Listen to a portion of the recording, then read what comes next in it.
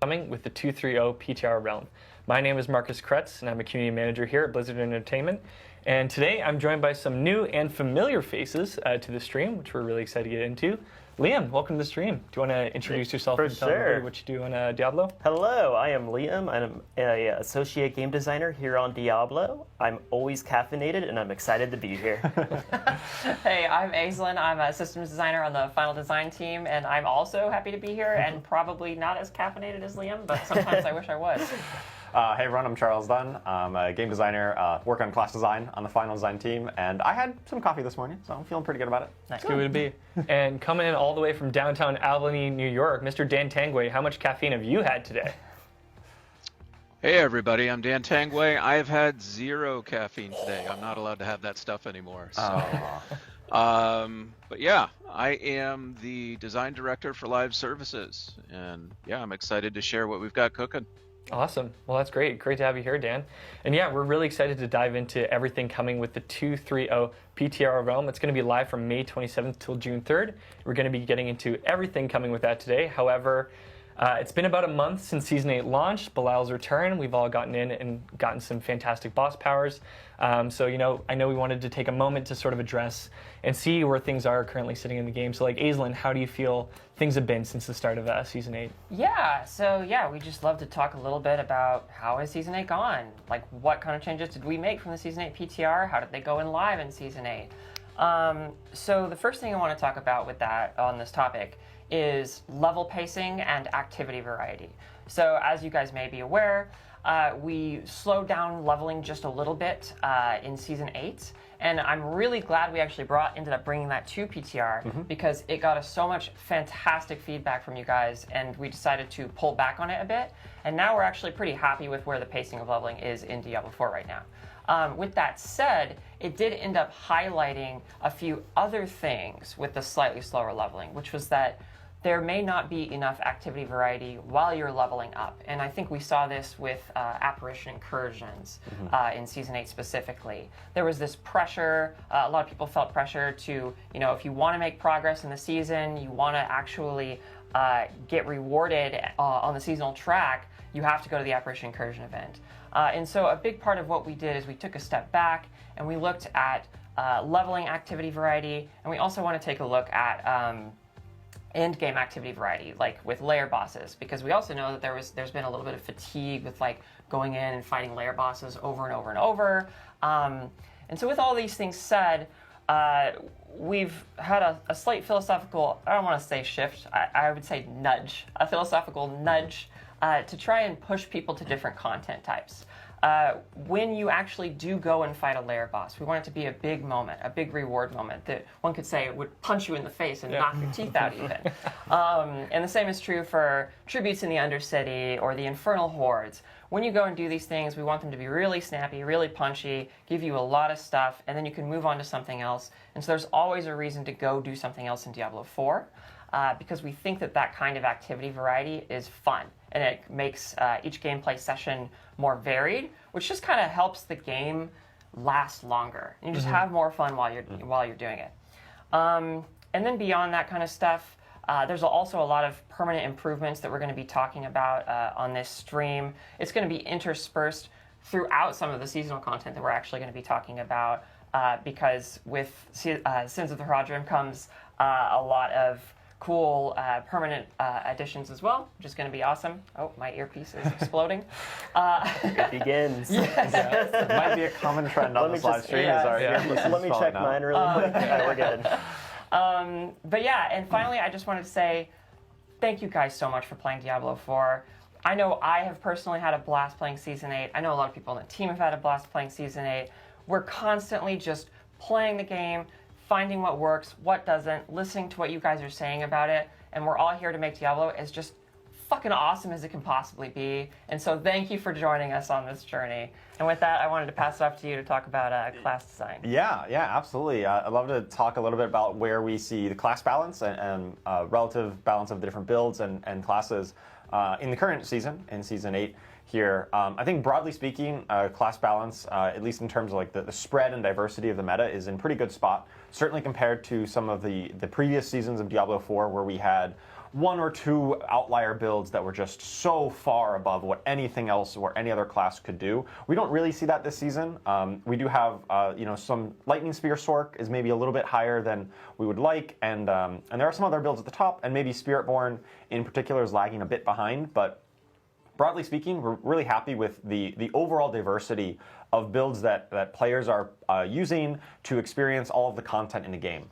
One of our main pillars for class balance is the concept of that all builds are able to complete all content, which is really that you can take any kind of build that you can think of that's kind of coherently put together, right? You find a skill that you like, you start building into it, and you can take that build and get into Torment 4. You can complete the season journey, you can fight those Torment 4 bosses, and have reasonable success doing it.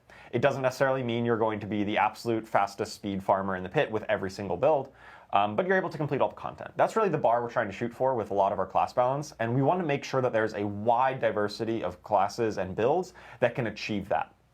And I think for this season in particular, we've gotten in a pretty good spot. There are a few outliers that we're still going to look to kind of close the gap on. And also, I just wanted to say that this is an ongoing process, and one of the things that the PTR is so valuable for us testing is getting feedback on the new content we're putting in, the new builds we're trying to enable, and make sure they are hitting that mark. Yeah, it's a great point. Like, that's the nature of live service games, right? Like, it's always iterative. We're always trying to balance things and get them to a spot where they function really well and builds feel really good, and it feels like you're not shoehorned into one. So yeah, the state of the game right now in terms of Season 8, having all those builds be available to get you through your entire season's journey is really, really nice. So that's really great to hear. Yeah, and of course, we'll be sharing some updates for the class balance later on in the presentation, specifically around the overpower stat, which has definitely been kind of dominating the meta this season and has been for a little bit. So we're definitely aware of that and going to look to make adjustments with the interest of promoting non-overpower builds to also compete with them. And of course, also we also recognize that here in Season 8, a lot of the absolute top builds, those ones at the very top of the meta, are kind of the same ones that they were in Season 7, in the previous season. And we know there's some fatigue around that, where, hey, Deathtrap Rogue, it's the best Rogue build again. Hey, Earthquake Barbarian, and so on. Bloodwave Necro are some examples of hey, it's the same class the second season. And we definitely realize that maybe we didn't quite shake up the meta as much as we really were aiming for on Season 8, but we hope some of the big changes I'll talk about later really achieve that for Season 9 going forward. Yeah, and this is kind of like a little bite-sized sneak peek of some of the things we'll be talking about later on the stream. But again, that's the beauty of having the PTR, right? Is it's, I think Dan said it before, like, this is our time to adjust all the knobs in the dial so that, you can test the content, give us your feedback, and then we can, make some changes before that all goes live to make sure it feels great in game. So yeah. Absolutely. So yeah, with that in mind, with the 2.3.0 PTR, for those of you that are keen and know the roadmap inside and out, you'll know that this next season's is going to deal with all things dungeons. So we have a lot of new and exciting systems and activities that are coming in Season 9 that you'll see in the 2.3.0 PTR. So Dan, what are some of the things that players can expect to get into and try out with this PTR? Yeah, absolutely. So I'm going to run through some of the features that you're going to see in the Season 9 PTR. First off, I'm going to talk a little bit high level, build on some of the things that they were saying before. I think, when we've been looking at our seasons after X1, we've really been thinking about, what are those areas that we need to really kind of plus up, what's become stale. And one of those areas that, really felt as if it needed some love was the dungeons, specifically our Nightmare dungeons. And so we slotted that in Season 9. And that's really been the dominant theme of a lot of the features that we're going to release. Obviously, if you're familiar with the roadmap, you'll understand that this is where we're headed. But it's important that we're still trying to, even within that, promote that activity variety and create a lot of permanent additions to the game. I know that's something coming out of Season 7, especially. A lot of folks had a lot of feedback on. And so we've taken some extra effort to make sure that we can, bring a lot of these changes season on season into the permanent game moving forward. So without further ado, let's take a look at some of the features. Now, as with any PTR, I'm just going to say up front, we're not going to include any story. We're not going to include the quest line, rep track, things like that. We're really focusing on things that are more repeatable gameplay that we need a lot of feedback on. First up, Heraldric spells. So you see an image here of the UI for the Heraldric spells. It's really cool. It's kind of a create a power system this season. I'm not going to speak too much about that. I'm actually going to let Liam speak about that after I go through the rest of these features. Next up, we have Nightmare Affix updates, and I'll get to those in a little bit. We have Heraldric Strong Rooms. Heraldric Strong Rooms are a new type of micro dungeon within any dungeon. Next up, we have Escalating Nightmares. Escalating Nightmares is a new type of dungeon progression system. And finally, we have Astaroth. So let's dig into Nightmare Affix updates just a little bit more. I actually think Aislin's going to talk about it a bit after, so I'm just going to hit this at a high level. I mean, the defining feature of Nightmare Dungeons are the Nightmare Affixes, right? And so, we've spent a lot of time over, 8 seasons basically saying, oh, well, people don't like this one. Let's tweak this one. Maybe we can add a few here and there. But, we really haven't put, a strong lens on the Nightmare Dungeon affixes as we have in Season 9, especially when we're looking at trying to promote new types of rewards, or at least variations on the type of rewards that dungeons can have. So you see here, we've got Heraldric Reserve and Equipment Delve, and both of these are new types of rewards that you can find within the dungeons. Equipment Delve specifically is you are seeking around the dungeon to find these gizmos that allow you to upgrade the rewards that you get at the end. Let's move on. All right, so let's talk about Strong Rooms a bit. I said it was a micro dungeon, right? This is a micro dungeon, however, that's going to be hidden within a Nightmare Dungeon. So, the Heraldrim have always been very secretive, and we thought this would be a great opportunity to explore gameplay kind of along those lines. And so you, upon entering the dungeon, have to find the entrance to this, Heraldric Strong Room. Now, once you're in the Strong Room, and you basically are going to be earning Heraldric Attunement by slaying enemies. And this attunement is going to improve the chest that you get at the end after defeating the mini-boss. So really, all said and done, what this strong room is about is maximizing that attunement. If it feels a little bit like the Gauntlet, it does have some inspiration from that. We don't have the Gauntlet in the game anymore, but we wanted to, bring that element of really trying to maximize your score within a certain period of time and giving you a lot of really interesting ways to do that. And so what you see here in the image is one of those tools. These are tests that you can choose to take at the beginning of the strong room, and that will modify how your strong room plays out. And there's a couple of other images here we can go through as well. Here is the Heraldric portal that you'll enter in order to get to the strong room.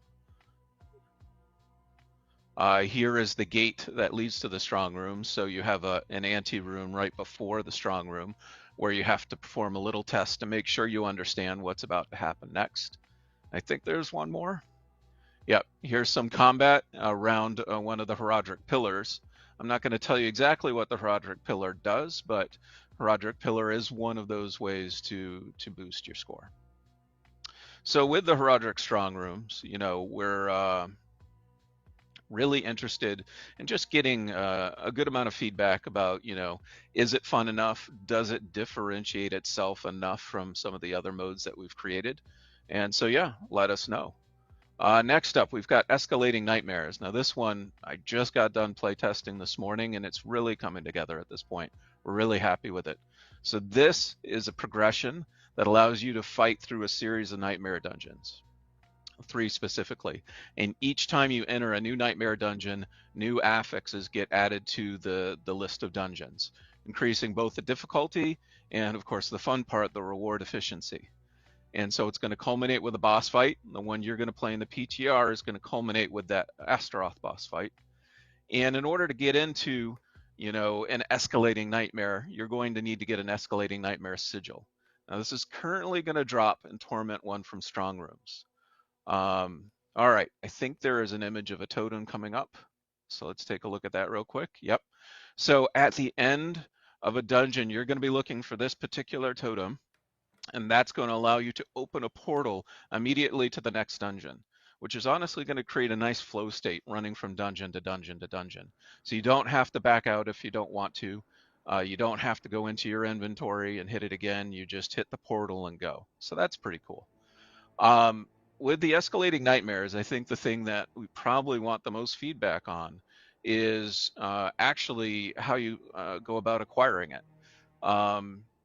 Right now, you can only get them in Torment 1, and going into the PTR, we're like, well, that feels pretty good, but we're also like, well, do people want to try and experience this earlier? So this is something we'd love to hear from y'all on. Finally, we've got Astaroth reignited. So Astaroth, of course, is a very recognizable demon from Diablo IV base game, and we were really trying to think of somebody we could put a face to for the upcoming season. And somebody said, well, what about Astaroth? And we thought about it and we're like, well, yeah, that's kind of unfinished business. Really, this is kind of a rematch when you come down to it, because you defeated him the first time, right? You knocked him off the amalgam, and then you saw him in hell, but we really haven't seen him since. He's just sitting there relaxing at this point.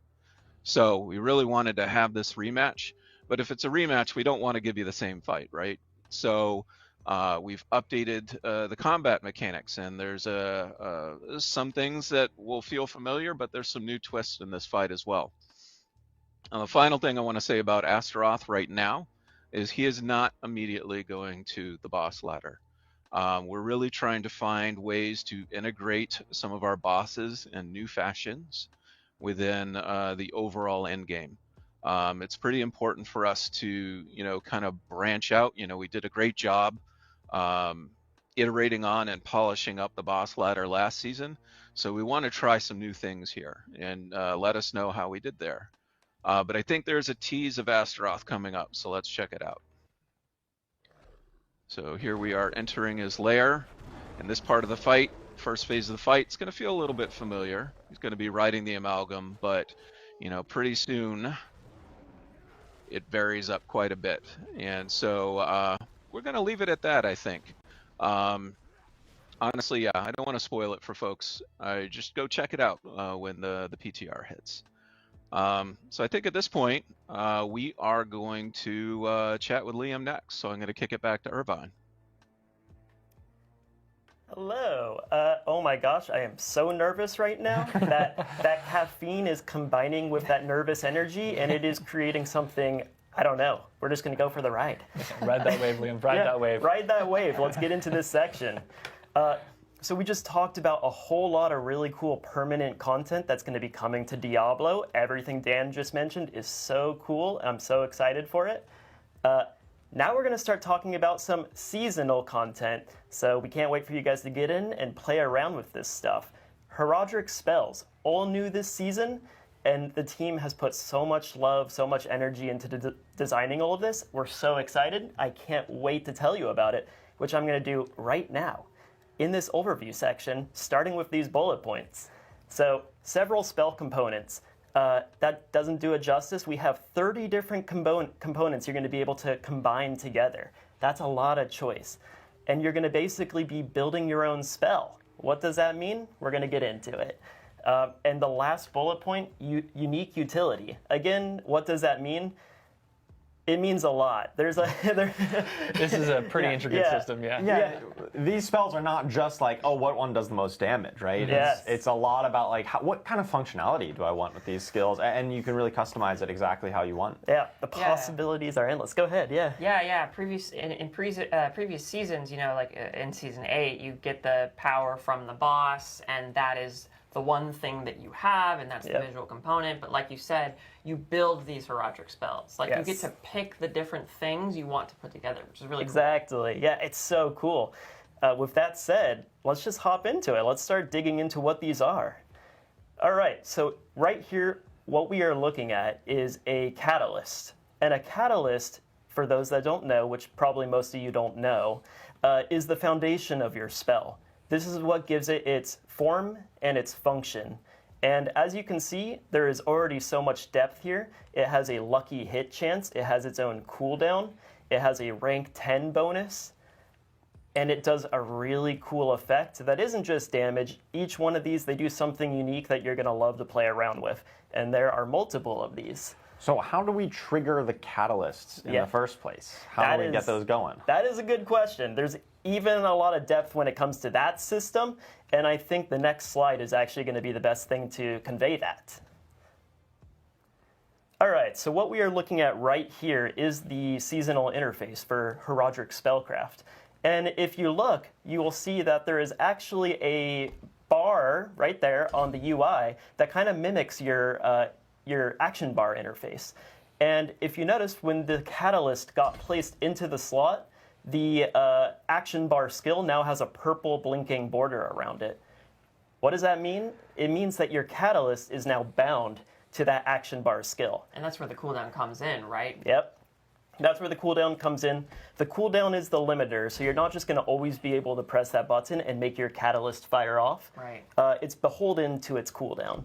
But thankfully, ranking up does lower the cooldown, so you're going to get more and more frequent use out of these catalysts as you rank them up and make them more powerful. Excellent. Yeah. So that's what's going on in this interface. Let's see what happens when this rogue presses the button with Celestial Surge equipped. Okay, yeah, that's awesome. You see, that does most of the talking for itself. So basically what just happened is that the rogue threw the smoke bomb. And the smoke bomb was the guiding factor for the catalyst. And the catalyst created that arcanic heraldric rune on the ground right where the smoke bomb landed. It did its pull-in effect, and then that barrage of stars just started doing their work randomly all over that area. What do you guys think? Is that pretty cool? That's pretty neat. And that's only like one of the possible combinations, right? Because like you have one catalyst there and you assign it to a specific skill, but you could pick any of the catalysts and you could assign it to any of the skills that your class has available to it. And the way that the catalyst interacts changes based on the kind of skill you're using, right? Exactly. So think of it like an extension of your skills. You know, it's going to feel very natural and organic as you're, what's the term? Invoking these into combat.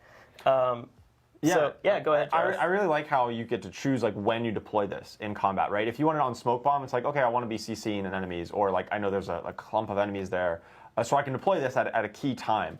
Or if I like don't want to think about it too much, like I just want it to happen as much as possible, right? I'll just put it on my core skill that I'm pressing all the time, and it'll happen like as often as it can. Yep. And like you get that choice in how you want to deploy these. Exactly, and like I said, it's going to feel natural. If you're a Sork and you put it on Flame Shield, it's going to summon on your character. If you're using a ranged ability, it's going to go where the ranged ability lands. If you're using a melee skill, it's going to be in melee range on the character you hit.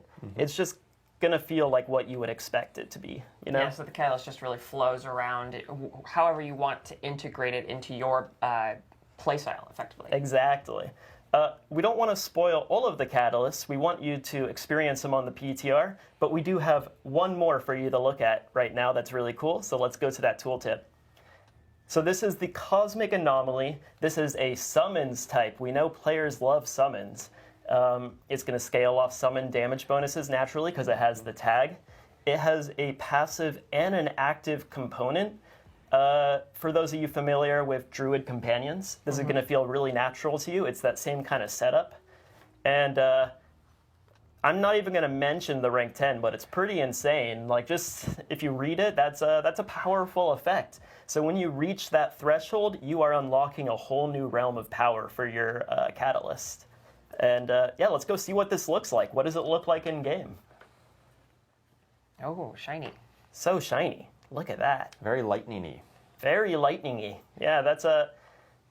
There it goes. That's a real word, right? Yeah. Absolutely. I'm going to say it is.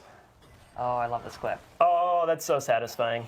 Okay, that's also a little heartless. I can't believe the Necromancer would do that. Those are your friends, and you just send them to go explode? Unbelievable. But good news, they come back. Your friends come back. So you can go send them over to explode. They do their thing, and then they always return to you. Yeah, so the thing I really love about this clip in particular is that the Necromancer's chosen this catalyst and assigned it to Bone Prison, which is very clever because they also have a pull-in with Corpse Tendrils. And so what they do is they pull everything in with Corpse Tendrils and then cast Bone Prison, which invokes the Cosmic Anomalies and kills all of them while they're stuck all together inside the Bone Prison. Exactly. Well said. There's so many satisfying combinations for you to discover. We're going to leave it there, but let me tell you, the amount of depth in this system is so fun. We've had so much fun playtesting this internally. So, Oh, yeah. I've been playing it quite a bit in the last couple of minutes or however long, and apparently I lose track of time while I'm doing it. No, It's great. I love it. This is just such an awesome addition to the game. Yeah. Super cool. Like, honestly, gotta say, like, so I did write the 230 PTR blog. I hope you all like it. But this is definitely a system, like, going in and testing it out before to then help write the blog. I was like, the blog is not going to cut it in terms of listing out all the different tools, like the way all the different aspects of the Heroic Spellcraft interface together. It's really something that you need to go in and play test yourself because of all the different combinations, all the way the different powers interface with each other. It's very hard to get on paper, so it's really something you got to go in and test for yourselves. It's a ton Which of you fun. can, right? Yeah, and you get that opportunity. How about that? Exactly. Going forward, we have something cool to show you. We've talked a lot about catalysts. Now let's talk about infusions. This is another thing you can socket into your Heraldric interface. And this is going to change the damage type, the elemental damage that your catalyst deals. And it doesn't just stop there. The damage type has mechanics attached to it that change its function too. Right. So what would you expect fire to do? Like, fire is destructive. It's really, it's all-consuming. So naturally, it's going to destroy enemy structures. What does that mean? I'm not going to tell you. But maybe you're going to see it in just a moment, actually. But I'm not going to tell you for this time right now. And fire also creates burning areas on the ground that will damage enemies that you keep in that area. And it doesn't stop there. I'm sorry, there's so much depth on these items, and there are 5 of them, right? So you have so much choice. But also, while it's equipped, your fire damage bonus is equal to that of your highest damage type bonus. What does that mean? Yeah, so even if you're like playing like a frost sorcerer who just has like a lot of frost or cold damage, right? You can still use this, and it kind of benefits from all of your cold damage because all the elemental damage types kind of get equalized here. So I could be, for example, a frost sorc, and I just have copious amounts of frost damage bonus, right? It's flowing everywhere. I have too much of it. I swap in the poison infusion, and then suddenly I have an equal amount of poison damage bonus. Right. That's really cool because my poison catalyst is going to be hitting like a truck, and players love dealing lots of damage, right? Of course. I love it. But also, and tell me if this is cool when you guys get to play test with it, the possibilities expand even more because now I'm a sorc that has a lot of poison damage. And What does Ariel's that mean? visage? Yeah. Like, do I want to throw that on my helmet now? I don't know. I've never really had that That kind of build crafting opportunity. kind of build crafting opportunity. So there's so much there. Just can't wait to see everyone's reaction when you all play with it. And so just to make sure I get this right, I have my catalyst. That's what we see visually in these clips here, like those cosmic anomalies. And we just talked about infusions. And infusions change the elemental damage type specifically of my catalyst, right? Correct. Yep. Okay. So as you're seeing right here, he's swapping out the lightning gem with a fire gem. And now look at them. They're all fiery. They have smoldering flames. And watch this. When they combust, look at it. There's a burning patch on the ground. And you can get multiple of those. It isn't just always going to be one. This is destruction incarnate, right? This is cool. Hell yeah. Yeah. And each infusion has like their own secondary damaging or just not necessarily damaging, but just effect that they apply as well. Yep. And in Fire's case, it's the burning. Yep, patch. it is layers on top of layers, right? So again, we're so excited. For people that were closely reading that tooltip on the infusion page, you might have seen a rank 5 bonus. Even more depth. We keep talking about depth. That rank 5 bonus, we're going to get into it right now. Basically, it allows you to deactivate monster affixes depending on the damage type you are using. So what would you expect fire to deactivate? Well, it makes sense that thematically it would deactivate chilling winds. Those are those like icy winds that monsters can summon in. They like slow your projectiles. Yeah. So annoying. No one likes being slow. I was just playing a Gotta go fast. yeah, I was Gotta go playing a fast. Blood Spear Necromancer And then season it 8, just, and the slows chilling down. winds were so annoying. Oh yeah. So let's look at a clip and see chilling winds being deactivated. So this is a different catalyst than we've seen before, right? This one draws like a damaging beam. Yeah, so this is Disintegrate. It is another catalyst. We're not going to show you the tooltip about all its possibilities and what it does, but yeah, you'll see that the moment he deactivates the monster, those chilling winds just disappear. And they will stay disappeared as long as they are, consistently deactivated. So, as you know, this is going to be very satisfying to use. Like, you're going to be able to swap these in, and if certain monster affixes just ruin your day and you really dislike them, well, they're just gone like that. And we have one more clip to show you. Yep, so, okay, there we go. The Waller Wall is just gone. This is also fire because I talked about structures. That's Waller Walls. That is lightning totems, those like things that arc lightning damage, the red lightning damage all around the arena. That is tether points, those things that like chain you to the ground. Fire destroys all of those. So we're going to leave it at that. We hope you really have fun playing around with that. Yeah, No more so- Wallers. Yeah. If you hate Wallers, Yeah. your problems your prayers have been answered. That's great. Yeah. I mean, that's super handy because now if you're going into a Nightmare Dungeon that has a particular monster affix, you can just slap in whichever infusion you need, and then you won't have to deal with it. Exactly. So yeah, there's going to be so much choice here to like swap things on the fly and react to things to kind of suit your play style. And that's really cool. That's really exciting. But wait, there is more. We have more in this system for you. Actually, we have 3 more socket spaces of things you have to think about while you are designing your spell. So let's get into that. So we have Arcana.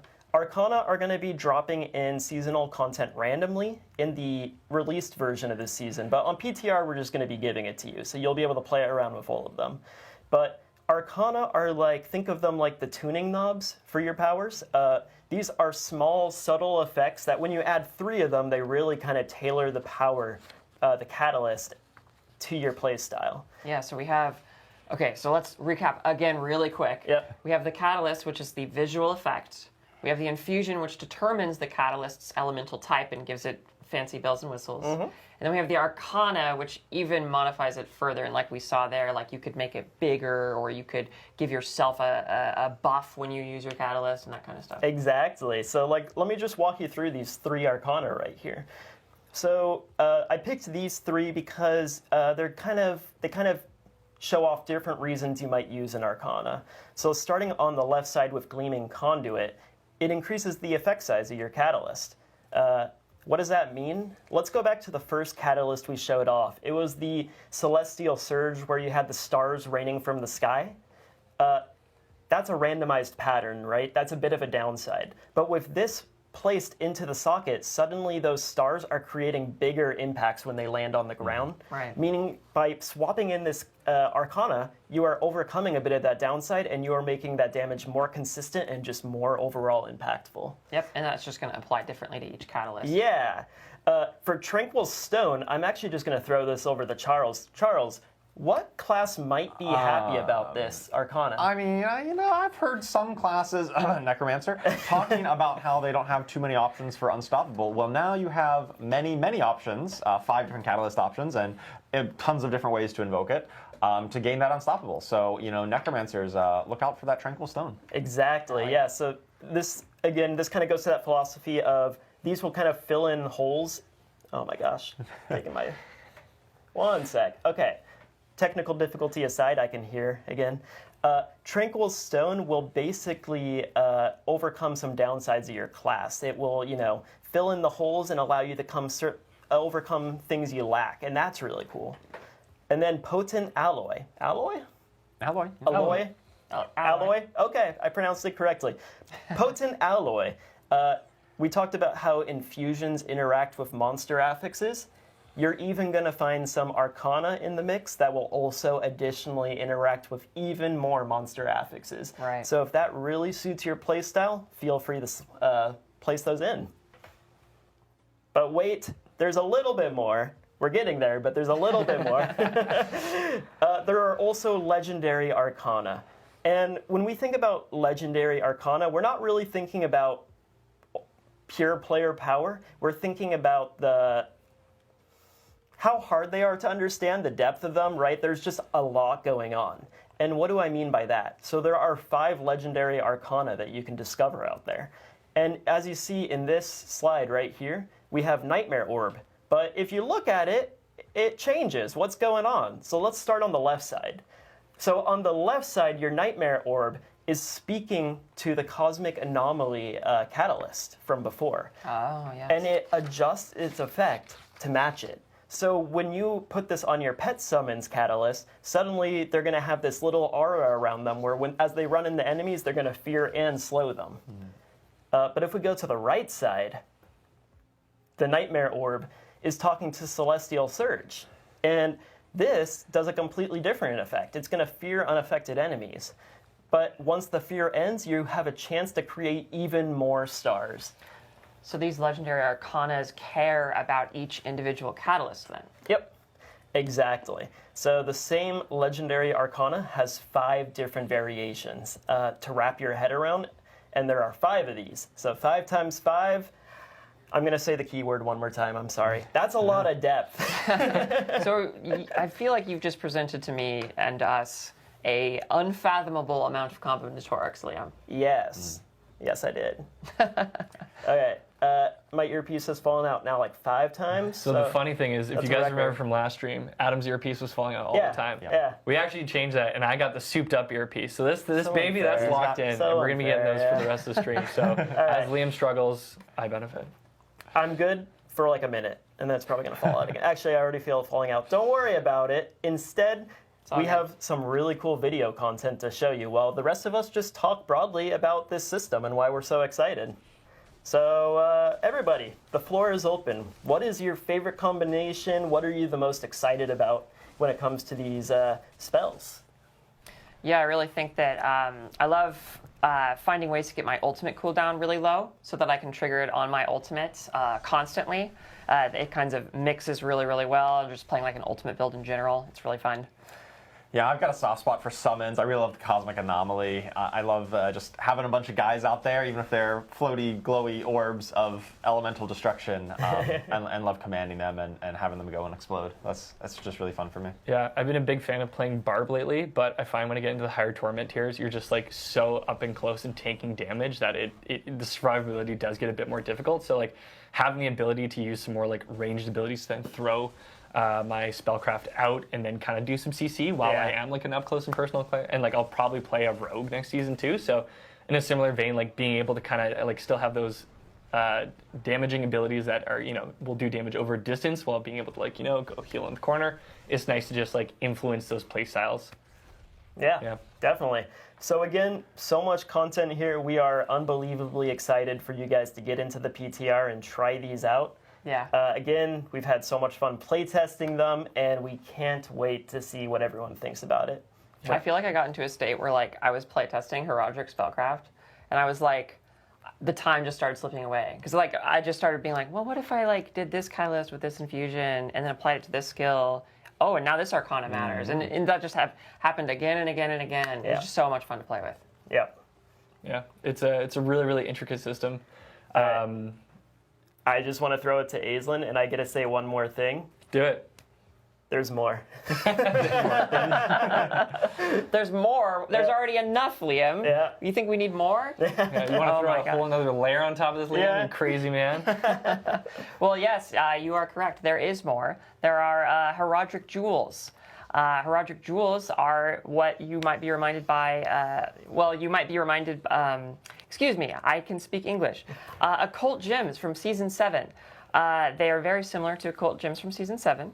We have a lot of similar effects on Heraldric Jewels that you might have seen from Season 7 Occult Gems, but we've added lots of new shiny layers of paint and glorious effects to these Heraldric Jewels, and we've also really brought them in and both aesthetically and mechanically unified them with Heraldric Spellcraft. So what you're going to be doing is you're going to be finding these Heraldric Jewels through tomes starting in Torment 1. So once you actually get to the end game, you'll start finding the ability to craft these heraldic jewels.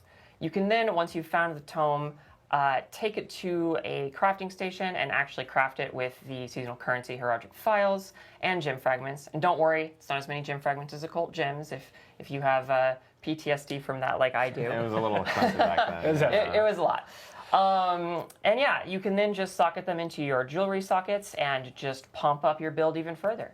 And our first example here is Liminal Echo, which you might actually recognize as an occult gem in terms of a cheat death. But we have reflavored it and rethemed it and changed its mechanics to actually invoke propulsion, which is a different one of the catalysts that we didn't actually show here, but you will see that in the PTR. And it makes you invulnerable, and then it has an ICD. But yeah, we have way more heraldic jewels than just that. There are 15 total. They all do lots of crazy different stuff. So we're going to go over some of our favorite here just to give you guys a sneak peek. So the first one is Tyrant Bane. You can look over that text there, and you might think to yourself, is this Bane of the Stricken? And the answer would be, yes it is. If you are a D3 enjoyer, it is Bane of the Stricken for dot builds. I'm very personally excited about that one. The second one we have is the Starflux. This one is fantastic. It's just punch you in the teeth, straight value, double your catalyst damage. That's a lot of damage though, so if you do want to do that, you're probably going to lose control of your heraldic spellcraft to some degree, which causes your catalysts to inherit their infusions randomly, so you don't actually get to determine or decide rather how that's going to happen. And then finally, we have Idol from Below. You may also recognize this effect from Occult Gems, but with a twist. I mean, the twist is, it's probably fine. Jeweled Guardians, I bet they're pushovers, but don't worry about it. No. Don't worry about it. No. Focus on the first line for that one. That's the important part. Primary core stat, max life, unhindered. Yeah. Great stuff. Absolutely. Nothing else to worry about. For sure. All right, and I think we have a video of the Starflux to kind of give you a sense of what that is like. So this is the Cosmic Anomaly Catalyst with the Starflux equipped. And you might notice that they have different infusions applied to them because it's determined randomly each time a new Cosmic Anomaly comes out. And this can be really actually interesting because, Liam, to your point before, different infusions deal with different enemy affixes. So if you have the Starflux equipped and Cosmic Anomalies, you might actually be able to deal with a bunch of different enemy affixes simultaneously, which is pretty cool. Exactly, and just look at that kaleidoscopic explosion, right? Yeah. So satisfying. It's so beautiful. Absolutely. And we have, like I said, we have 15 heraldic jewels, and all of them do various wacky, amazing, cool stuff. So while you're experimenting with heraldic spellcraft and trying out all of the new things in Season 9, slot some of those in and see what kind of madness you can accomplish. Yeah, not gonna lie, chat was pretty excited about the heraldic jewels, and like the Starflux, it looks absolutely nutty. I'm really pumped to test it out. Heck yeah. A few callouts for everyone watching as well. We will have a Q&A towards the end of the stream, so if you do have any questions for our development team, any questions for Dan, like what's the best way to make poutine gravy from scratch, he's your guy for it. So we will have that towards the end of the stream. So drop your questions in chat. We do have community team members pulling those, and again, we want your feedback. That was a ton of information, a ton of systems, and we actually do have specific things that we're looking for in terms of what we're seeking for each bit and component going in the 230 PTR. Yeah, that's true. I guess I'll speak specifically to heraldic jewels. Got to make sure I get the terms right. So we want to hear what you guys think about all the different heraldic jewels. We want to know, do these effects feel correct? This is the perfect time to give feedback on just straight up bouncing. Does this give you enough bonus damage? Does this give you too much bonus damage? Does this feel good? Does it not feel good? Are the Jewel Guardians... I don't worry about them. Yeah, no, don't give us feedback on that part. Maybe you should worry about them, Maybe they need to get a little juiced up. Yeah. Surely it's not. But let us know about heraldic jewels, and of course, I'm sure you'd love to hear people's thoughts about it. Definitely. For heraldic spells, please just let us know how it feels both in early and late game. I know it's PTR, a lot of people are going to be mainly jumping into the late game, but early game is also really helpful. We want them to feel really cool and satisfying to use in all realms of content. We also just want to know about the effects themselves. Are they satisfying? Does anything feel off? Do we need to tighten up cooldowns or things like that? Just get into the weeds with it. We will definitely be reading through as much as we can and making these spells the best they can be for launch. Yep. Heck Now's yeah. the time to get that feedback, tune those knobs. It's the best time to do it. And for everyone watching from home, we also will have the D4 patch notes and the blog hitting after the stream. So if there's anything you missed on the stream, that will be available for you to read in depth and disseminate over the weekend before you jump into the PTR. But I know one of the biggest parts of the patch notes has to do with class balance, and we do have some. Yeah. Charles, you got a lot to talk about today. I got some notes here. We you've been got cooking. lots to talk about. I kind of teed it up at the start of the stream how we kind of think about class balance currently. But of course, it's an ever-changing process, and we always want to be giving new things to play with, new ways to play Diablo 4, and so there's lots of updates this season with that in mind. Yeah. So let's get into some of the changes that affect all classes in some way before getting into each individual class and talk about some of the new stuff coming for them. These are kind of changes that are global or affect everybody. So first up, Overpower has been overpowered for a while. We should have seen that coming with the name. Oops. Yeah, it has been really like just one of the strongest things you can be doing across any class for the past handful of seasons now. And so we're definitely taking a big swing at it here in Season 9.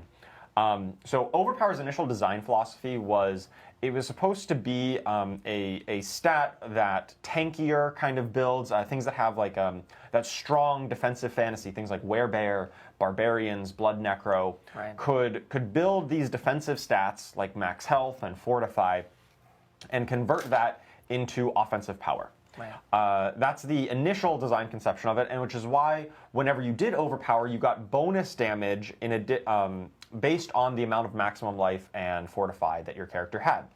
This ended up being a lot because it was kind of tied to the ratio of how much of health you already had. I don't want to get in too deep into the math here, but basically it was a lot of additive damage. So it would be the equivalent of you having like plus 1,000 or more % damage on your gear when you overpowered. And that led to overpowers being extremely strong, far more than, say, Critical Strike, for instance. And even dominating builds that originally weren't intended to benefit from that so much. Yeah, we saw it just every class was Yeah. trying to overpower because it was so valuable. Yeah. Probably also didn't help that it's already so good to just stack max life, Yes. right? So it was like you're doing a ton of damage and you're doing the right thing by stacking max life because it's so potent, right? So it was very dominant for that reason. Right, and so in this season, in Season 9, we're going to be making an update to that additive portion, the additive damage that you get from the overpower, that messy behind-the-scenes formula that you would get, essentially reducing it by 80%. So if you used to get 1,000% bonus damage there, it's only going to be 200 here in the PTR. It still gives a multiplicative bonus, just like Critical Strikes, because it's still rare. You need to work to get your overpowers online, just like Critical Strikes. So it's still going to be powerful. Overpowering is still going to be better than not doing it, but it won't be so infinitely far ahead like we've seen it. We definitely want a lot of feedback on this because we know it's been the real big talking point of a lot of different meta builds right now. Feels like you need to work on overpower. Yeah. That's not the intent. We don't want everybody to feel like you have to do it all the time in order to optimize your damage. So we definitely want to make sure that we open up the possibilities to other classes. Kind of tied in with that, the additive damage rebalance. So that's the base power of overpower we talked about. Another contributing factor was that whenever you got overpower damage on your items, it was just overstated. We balanced those initially when earlier on in the game's lifetime when we had a different estimate of how often players would be overpowering or doing any of these kind of conditional effects like Critical Strike or dot damage or what have you. So we've done kind of a comprehensive pass on items, the base affixes that show up this season, and said, okay, Critical Strike damage, we're going to give you an equivalent amount of Critical Strike damage and overpower damage if it appears in the same spot. Previously, it was something like you would get a one-handed weapon, and it would literally have almost 200% overpower damage and Ancestral, and it would give like 55% Critical Strike damage. And that's just way too different, right? Yeah. Like that was one reason, like, well, why would I build crit damage when I can build overpower and get 4 times the benefit? So we're looking to renormalize that and kind of establish a better baseline of comparison of these stats against each other. This affects everybody in some way. As you're building your items, you're going to be looking for different stats. The numerical values will be different there. But we think it gets into a much better state for allowing you to go, for vulnerable damage, for crit damage, for summons damage, and not feel like you're doing it wrong because it wasn't overpower, right? Next, we've got a basic skill buff. There's a lot of things that affect every class this season. Yeah. So talking about basic skills, this is kind of an initiative where we are starting here to really comprehensively look at all of the skills in the game and look at their relative balance against each other. And sometimes we've had some basic skills which just do negative damage. You think you're healing the enemies by attacking because it's so weak. And other ones that you can actually really build a full kind of basic skill build around because it has a lot of support, has good base damage, has whatever effects. We've done a comprehensive pass on every single basic skill in the game and retuned them. And when I say retuned, I say double or triple their damage output for the most part. Literally skills that used to do 20% of your weapon damage now do 60 or 80%. Just massive increases on every single basic skill in the game. Now, that's to help them kind of compete kind of right out of the box. You get a basic skill, you press the button, it feels impactful. That's the goal. Right. We do want still basic skill oriented builds in the late game to exist, but of course if we just tripled or their damage output, that would cause some of them to be kind of way too good on some ends. Yes. So we have adjusted some of the scalars that you see on some of the legendary and unique items that talk to basic skills in particular, brought them down a little bit. We still want them to be competitive and probably better this season than they have been in the past, but we're just we're not trying to triple every single basic skill. We want to make sure that it smooths out that progression. Right. I will say that this is, we looked at basic skills here in this season. It's an initiative where we're going to be looking at other categories of skills in future seasons. So definitely keep an eye on similar kinds of comprehensive balance passes for future seasons as they come down. So your feedback on exactly how we landed on this basic skill pass is really helpful to help inform hey, is our methodology, our comparison right, and were the tuning on these accurate. Next up, maximum resistance. This is a relatively quicker point. So right now on live, if your maximum resistance for every element is capped at 70%. Now on the PTR, it'll be capped at 75% baseline, so everyone can get a little bit more resistance. The absolute cap is still 85 if you get some maximum resistance effects, but the baseline you'll get 75 resist in order to be resistance capped. In exchange, there were some unique items that were that had just a whole bunch of all resistance on them, like Yen's Blessing, some boots that just gave you 50-some% maximum resistance to all elements. Those Solves ones too much of it a little by itself. Yeah, exactly. So some of those outliers that really solved your resistance a little too easily, we're going to tone those down a little bit. But kind of in exchange, we give everyone the option to build a little bit more to make sure that building up resistance has a kind of a meaningful journey to it. And finally, on this slide that affects all characters, the key passives, we've also done a pass, much like with basic skills, to look at our various key passives that affect every build and kind of look at their relative power level. And a lot of the outliers that we've seen in class balance historically have come from a key passive that just scales kind of infinitely, right? You build up some critical strike damage, which increases your other damage, and that just scales infinitely. And that causes builds that can use that key passive to be far more powerful than builds that use other key passives, which maybe don't scale that infinitely. So with that in mind, we looked at every key passive, and we set a bar of about 75% multiplicative damage bonus. So if it just said do increase damage, it would say 75% increase. Right. Now, some will have more conditions. It only affects certain types of damage, and so we budget those at a little bit higher, and so on. But anything that had a previous uncapped scalar, we're going to put a cap on it to make sure that it kind of hits that 75% mark. And even a handful of some key passives that were underperforming that mark, that were not quite that good, have gotten buff up to try to let them compete. And so builds that got some of those buffed key passives will be really happy to see that too. Absolutely. I guess I'll just make a comment. We're not the fun police, right? No. We're not coming here to ruin your day, but what we are doing is we want to make a more consistent experience for our players, and we want the pieces to fit together naturally. Your progression is smooth. There's all these puzzle pieces. They just make sense as you stack them up, and we want to move away from having such extreme outliers. Yeah, the extreme balance outliers are really what kind of can kill the fun of the game. If you're like, hey, I want to play, whatever kind of build you want, but then you see somebody else doing something different, and you're like, oh, they are 100 times better than me. It actually does affect how much fun you're having because you feel like you're playing suboptimally.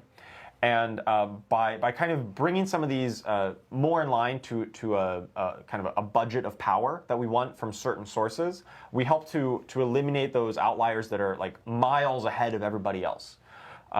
With that in mind, we think that this is going to promote better build diversity, of course, as you can play more options, and it won't feel as bad that you aren't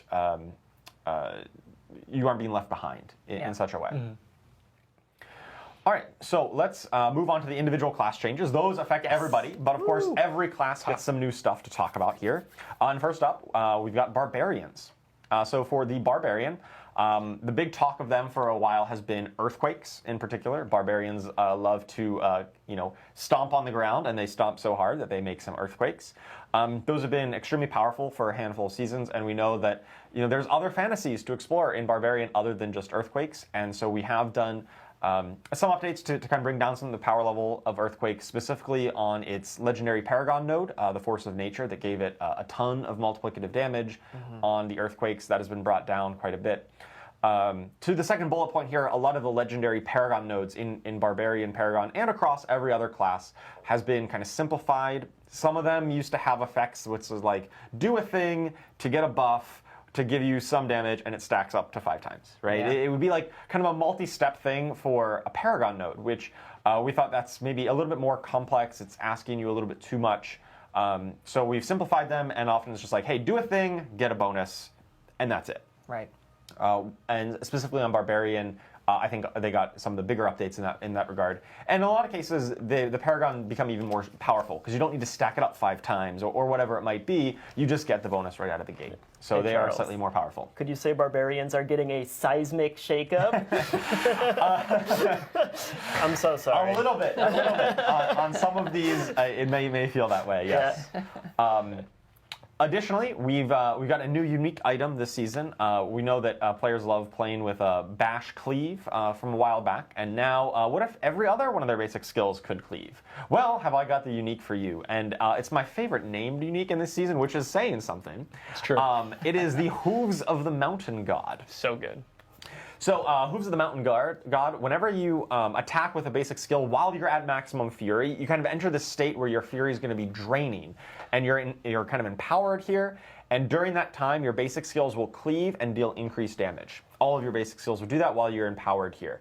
And of course, your fury is draining, so you're going to want to keep spamming those basic skills to rebuild it back up and kind of maintain that state as long as possible. Yeah, so at this point, with this unique, you really care about generating a tremendous amount of fury, but it's not actually to cast a core, it's just to keep going. Yeah, keep going and keep hitting with your basic skills that are just hitting hard and cleaving all around you. It's pretty awesome.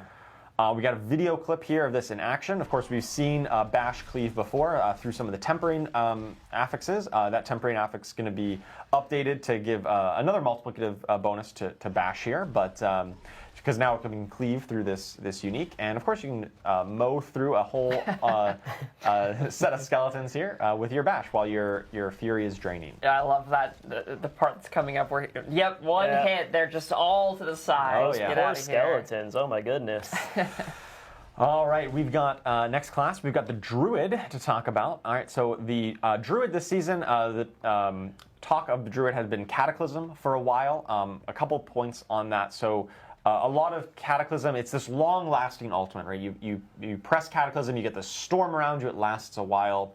And it suffered from some, like, what we call snapshotting, where you get a buff or some effect that says, hey, your next skill cast does increase damage, or it has some effect. And when you press Cataclysm, it's obviously a very long effect, and it benefits from that effect, Yep. from the bonus damage to your next cast. That's absolutely intended, right? When we say your next cast, we mean the whole cast. Cataclysm is a great thing to do that on. That being said, we do find that Cataclysm being the only way to play Druid, or at least the only kind of competitive way to play Druid, is not really healthy, because we know that is a kind of mechanically intensive play style that you need to think about buffs, you need to set it up kind of precisely, and for players who like that play style, we love to encourage that. But when it becomes the only way, or the absolute best way, the kind of mandatory way to play a class, that's kind of unhealthy. And so we've done some numerical nerfs to bring Cataclysm and some of the modifiers to it down to earth a little bit, so it will allow for other opportunities, other ways to play Druid in a competitive way. So some of those are Grizzly Rage. We've got updates to a lot of legendaries that used to talk to Grizzly Rage, and that does also remind me about what we're doing with legendaries this season as we talk about this. In previous seasons, we've always had a new unique item and a new legendary aspect for every class. Here for Season 9, we're just going to be doing a brand new unique item, and we're instead doing reworks to a lot of existing legendaries. So a handful of legendaries on each class have been rather substantially reworked, where we looked at them and we said, hey, we have a legendary that already talks to Grizzly Rage, but it kind of sucked. Right? And we said, well, rather than make a brand new one, let's take this existing one that really wasn't hitting that mark and then just like functionally change a lot of things to it. It may still have, the same kind of theme, same kind of niche, probably keeps the same name in a lot of cases. But instead of like adding a brand new legendary aspect that kind of dilutes the drop pool, right? Every legendary we add makes it harder to find any in particular legendary. You also don't want a situation where, like, if we leave that aspect not desirable, but then we make a new one that is, you're like, oh man, I really hope I find the good one and not the bad one. So that's another positive for this. Exactly. So we've done a lot of updates in every class to take the bad legendaries and look to update them to support some of the new play styles that we're interested in encouraging this season. And so for Druid, several of the ones talking to Grizzly Rage and Poison in particular are going to be updated. So benevolent of us finding homes for all these legendaries. It's great. Like, now they have a home to go to. They actually hopefully find a new niche to fit into, and they won't be so sad off to the side and people pick them up and they're like, no, in the gutter. Yeah, that's absolutely the hope, is that we're able to look at every legendary and unique item in the game and say, hey, you pick it up and you read it and you're like, oh, I see where this would be useful. And you would feel excited about it. It might not be the build you're currently playing, but you see that it does have a home and a niche. That's our goal. And we know that a lot of legendaries in the game right now aren't hitting that mark, and that's why we're focusing on reworks, at least for this season. Right. With that in mind, with Grizzly Rage and some Poison updates, let's talk about probably one of my favorite visual uniques of the season. I call it splashing poison puddles, right? Because we're coming up on summer here. Everyone loves splashing in the sun, playing in the water, but we're in Diablo in the World Sanctuary, and nothing's ever that wholesome. It's poison puddles. Let's take a look at the Rotting Lightbringer. So the Rotting Lightbringer, every 10 seconds when you cast Pulverize, it'll form a poison puddle where you pulverize. And if you pulverize that puddle again, then it'll splash additional % of that damage to enemies nearby. It'll like throw out some extra little projectiles of poison. And of course, you are splashing in the poison puddle to damage everyone around it. Sounds horrifying, Charles. Oh, it is. Sounds absolutely For your terrifying. enemies. Yeah, exactly. For your enemies. Yeah, I don't know what you're talking about. This is fun in the sun. This is great fun in the sun. I think we got a video clip here of this in action, right? Of course, we're at the beach. Yeah. Where else would you be? You splash, make a poison puddle, and as you do that, little globs of poison go out and hit the enemies around you. And this is also marrying the concept of like poison, the theme in Druid of poison and werebear, which has typically been for specifically werewolf, but now we're seeing it here too. Druids are the master of kind of this hybridization and mixing and matching these things. So we always love encouraging you finding ways to mix these up. Right. All right, enough on Druid. Let's talk about the Necromancer. So Necromancer has had some powerful ultimates as well. This is going to be a common theme. A lot of ultimate skills have been quite powerful recently. In particular, Soul Rift and Blood Wave. Now, Soul Rift is a skill which does everything, right? It does damage, it gives you increased damage, it applies vulnerable, it gives you resource, gives you barrier, it restores your potion charges even. Yeah, oh my so goodness, many potions. So we looked at all these things and said, well, we could like just chop down the numbers on some of these because like almost everyone is playing Soul Rift if you're not playing Bloodwave. It's like one of those two as a Necromancer. And we decided that the best course of action for Soul Rift is to just kind of reduce some of its functionality. So it will still do all of those things except generate a barrier. The barrier generation was giving a little bit too much survivability, which we thought felt a bit more at home in like the Bone Storm or Bloodwave kind of world. As like kind of a more survivability ultimate. Right. Soul Rift will still give you lots of resource and still increases your damage by just a little bit instead of a ton. But we think that'll bring it a bit more down to earth and give some other options like Army of the Dead and Bone Storm a bit of chances to compete. So overall, you would say like it's kind of moving towards being, its theme is kind of like it's an engine for you, right? It sustains your potions, it gives you a sense, and that's its big, gameplay niche. Yeah, rather than being kind of your defensive tanky source. Bloodwave as well has been kind of the other ultimate skill that most Necromancers have been building around. This one just does a ton of damage, and a lot of that has come from some of the unique items that interact with it. They give kind of a disproportionate amount of damage output in increase to your Bloodwave. Specifically Indira's Memory, which works on your pants, your leg armor.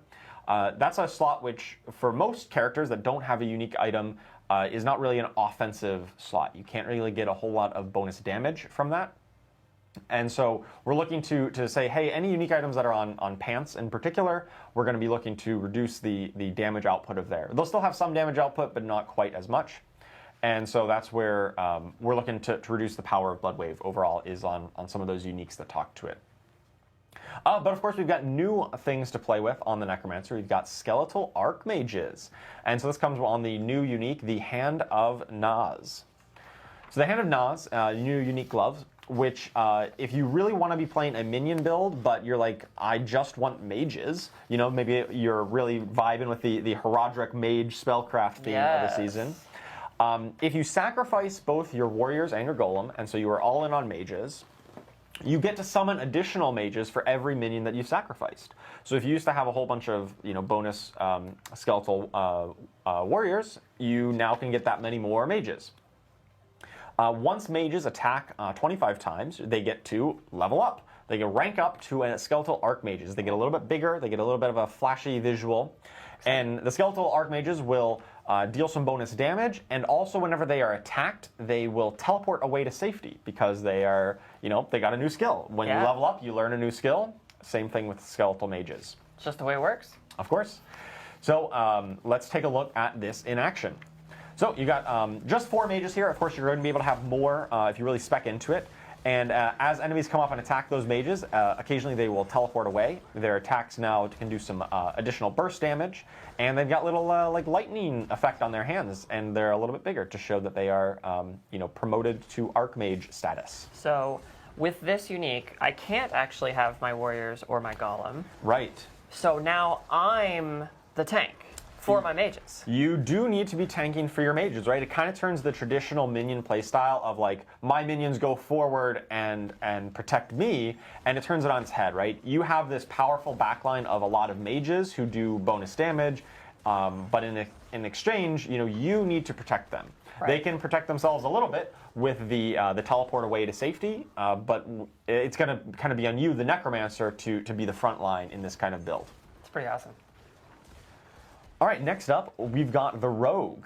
So the Rogue, big talk has been their ultimate skills, Death Trap. As ultimate skills are great. They have been ultimate and very powerful for quite a while. Rogue's no exception. They've got Death Trap has been one of the most powerful builds for kind of 2 seasons in a row here. Similar to Soul Rift in a lot of ways, it kind of did a lot of everything. We also know that it did a ton of damage on its own right. And it also had a unique pants item, the Eyes in the Dark, that really talked to it and increased its damage output dramatically. So much in the line of our philosophy of, hey, pants armor shouldn't be so ridiculous amount of damage output. even if it is a unique. We've done some tuning on the eyes in the dark to make sure that Death Trap is not quite as explosively damaging as it has been in the past. We are looking to buff up the Infiltrators and Bursting Venoms legendary items that talk to Poison Trap and Poison builds, and saying, hey, there's other traps out there. You can play Poison Trap. So giving a little bit more support here with those legendary reworks. And we also have some updates to Eagle Horn. This is the penetrating shot unique bow. Just some numerical buffs there to make sure it's actually hitting harder, and penetrating shot has a bit more of a reason to use it.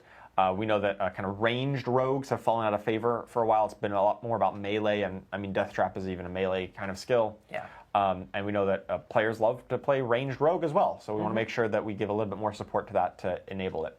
For those who do like melee playstyles, but maybe not trap, you might like Flurry. And if so, we have got a great unique coming next season, the Death Mask of Nirmatruk. I definitely pronounced that correct. So you can now overexert yourself while casting Flurry. Well, that's a weird thing to say. What does that mean? It does mean that you spend your life total if you don't have enough energy. So energy, that's not a problem anymore. You have your whole life total to work with. Yeah. So you can keep on casting Flurry, but when it does cost you your life total, when you're kind of overexerted in this state, it's going to stack up a buff. It's going to increase the attack speed of Flurry, and it's going to increase its damage output for 5 seconds. So you really want to be in this kind of overexerted state. It doesn't actually do anything if you're not overexerting. Yeah. So you really want to make sure that you're getting to this state. I love how this kind of changes up some of your, like, how you think about your build. You don't necessarily want a lot of resource regeneration. Right. You want more health regen. Because if you have too much resource, then maybe you're not even getting into this state as often as you'd like. Let's take a look at this in action. I actually really love this clip of the rogue just going super fast, right? So they sneak in, and as they're stacking up, you can see they've got like no resource. They go hyper fast. This is such a fast attacking skill when it's all stacked up. But of course, the faster you attack, the faster your life total drains. Yep. And if you're really low, it's not going to kill you by doing this. You just won't be able to cast it there. But it does mean you're on very low life, and any stray attack might take you out if you're not super careful with it. I will raise a flag for those of you curious about trying this out. It's called a death mask for a reason. Yeah. It might not necessarily be their death. It might be yours, so be a little careful. But on the positive side, you do get to look like an anime character zooming around like crazy. Look at that. Absolutely. Definitely hardcore players, beware with this one. Might be a little risky for you. All right, we've got the Sorceress next. So the Sorceress has been definitely one of our top builds this season, I would say, in Lightning Spear. And I think one of the big talking points around Sorceress for a while has been Lightning Spear. A lot of players have felt like that is the only or best way to play Sorc for a number of seasons now, and it's not just been one season here. And one of the reasons for that, I'd say the main reason, is that Lightning Spear baseline is pretty bad. Like, if you just get the skill on its own with nothing else, it doesn't really do a whole lot of damage. But then you get Splintering Energy legendary, and suddenly it goes from 1 to 100 real quick. Oh, yes. That legendary aspect is like one of the most powerful in terms of like how much percentage gain does it give the skill in question. Splintering Energy is like way far above really where we want legendary aspects to be. And that kind of speaks to this outlier concept we've been talking about, where when you have one particular source of power that is disproportionately valuable, like a key passive that scales crazy, or a Splintering Energy legendary, that's the only thing that matters, right? Yeah. Is that maximizing the damage of this one thing is the only thing that matters. We find that leads to some of these outlier situations, and it's also just not as fun. Like, nothing else in your build mattered. It's just about that one effect, whether it be a legendary or key passive. We find that there's better build variety and healthier class balance when that power is spread out among as many different sources that you might want as possible, rather than concentrated so intensely in one. Right, and so this was definitely one of the most egregious examples, I'd say, of concentrating the power in a single spot in that Splintering Energy aspect. So with that in mind, we've taken the baseline Lightning Spear and buffed up its damage rather substantially. But of course, the Splintering Energy has dramatically been reduced in effectiveness. So overall, we still think the Lightning Spear builds are going to be brought down quite a bit because they were quite far above everyone else. They also definitely relied on some of the overpower changes, or they relied on overpower to really get into the highest levels of pit pushing. And so that's overpower is obviously a little bit weaker in this season, so we think that'll bring it down a bit. In exchange, we're looking at buffing up some of the other builds available to Sork. Specifically with burning, one of the burning key passive, the combustion key passive, was one of those that was kind of uncapped scaling. It wasn't necessarily problematic, but maybe that was really just because Lightning Spear crowded it all out. Same with like Enlightenment, kind of crowding out those options. We have put a cap on that, like we've said with the philosophy of making sure that no individual power source eclipses all others. But with that in mind, we did look at say, well, hey, this might be a little bit of a nerf to some other burning builds like Firewall or Incinerate. And so we've just done like a 25-ish% baseline buff to those burning skills just to make sure they can kind of be compensated for that. Similar with Enlightenment, that was another one of the key passives that kind of blew past our power budget, so we've done a bit of rebalancing there. But also, we've got a new unique, one of my favorites, huge Hydras. Yes. So this is the... Chad has been very excited for this. They saw really? They saw huge Hydras. Huge Hydras, and I'm just talking about what's this? What's this? Yes, so we've got the Ophidian Iris. This is an ancestral unique amulet. And here, Hydra gets the core skill tag, so it'll benefit from a lot of your core skill bonuses. And it'll always summon a 3-headed Hydra on, rather than, even if you had more heads, if you had like plus Hydra heads, you're still only going to get 3. That's kind of the baseline number. But for each head that you would have had above 3, the Hydra goes larger and deals like 100% more damage per additional head. And so these big heads will also do splash damage rather than just a single target and hitting one enemy. They kind of explode on impact, just like they're shooting fireballs. Yes. And so this is going to turn your Hydra from like a lot of spammy little tiny hits into individual bigger hits with big Hydra heads. So it's no longer about how many heads can I get on my Hydra. It's about how big can I make my baby Hydra. Yes. Excellent. So it'll scale up with its damage for every additional head that you got, and of course this has an inherent affix that casted Hydras do have +2 heads, which there you go. So you already have a bit of built-in multiplier on the amulet itself. So we've got a side-by-side comparison here, right? So on the left here, we've got the kind of baseline. You got 4 Hydra heads.